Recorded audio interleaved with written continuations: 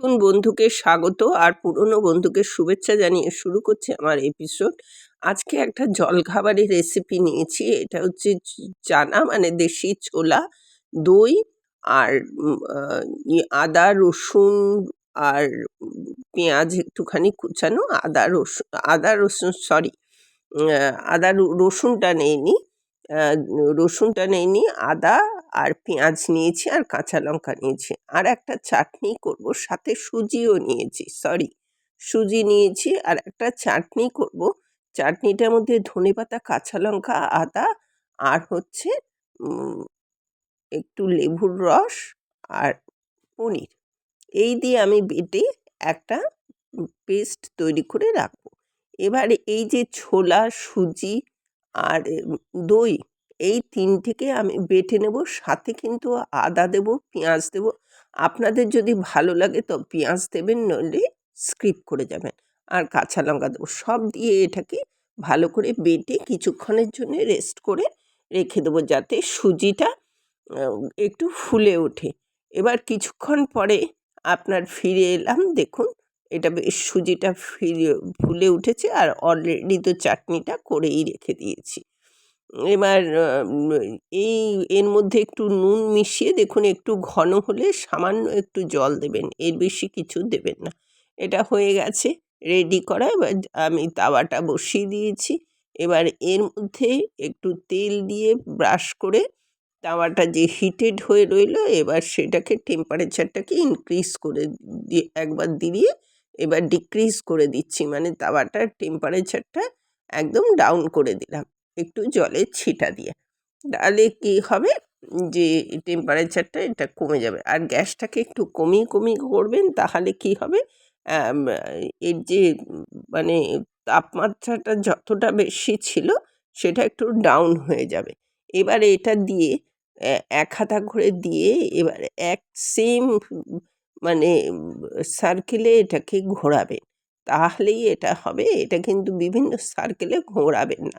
আর যেদিকটা একটু ড্যামেজ হয়ে যাবে ঘোরাতে ঘোরাতে একটু দিয়ে দেবেন, ড্যামেজ প্লেসে একটুখানি দিয়ে দেবেন, তাহলেই এটা হয়ে যাবে। এবার উপর থেকে একটু তেল ব্রাশ করে দেবেন এবং উল্টিয়ে দেখবেন ওপরটা যখন শুকনো শুকনো মতন হয়ে আসবে, তখনই বুঝবেন তলাটায় হয়ে এসছে।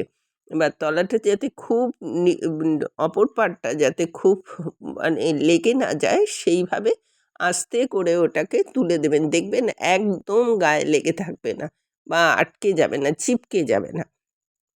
এটা এইভাবে একটু ধীরে ধীরে এটাকে করবেন, দেখবেন জিনিসটা খুব সুস্বাদু হয়।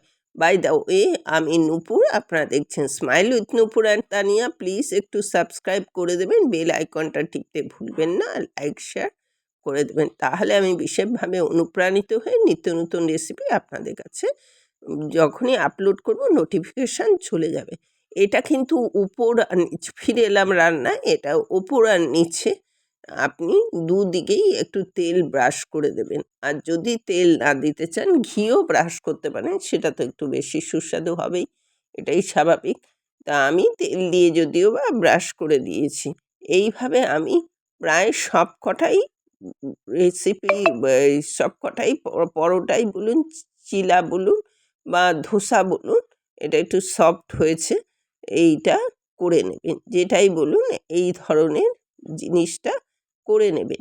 দেখুন আবার আমি যথারীতি দিয়ে দিয়েছি, সেকেন্ডটাও আপনাদের এইভাবে দেখিয়ে দিলাম। এটা এক সার্কেলে করবেন, ড্যামেজ প্লেসে দিয়ে দেবেন, ব্যাস। এটাই এইভাবে আপনার করার পরে দেখবেন এটা তলাটা হয়ে গেছে। ওপরে তেল ব্রাশ করে দেবেন, তলাতেও তেল ব্রাশ করে দেবেন। এইভাবে তেল ব্রাশ করে আপনারা ঘি দিলে ঘি ব্রাশ করে দেবেন, যেটা আপনাদের খুশি, অ্যাজ ইউ লাইক। এটা যে যার ব্যক্তিগত ব্যাপার। এবার এইভাবে দেখুন এটাও সুন্দর উঠে গেছে, এত সুস্বাদু হয়। আর এটা আপনি ধোসার তরকারির সাথে আপনি খেতে পারেন। ধোসার তরকারিটা কিন্তু সবাই করতে জানে বলে আমি আর বললাম না ধোসার তরকারি।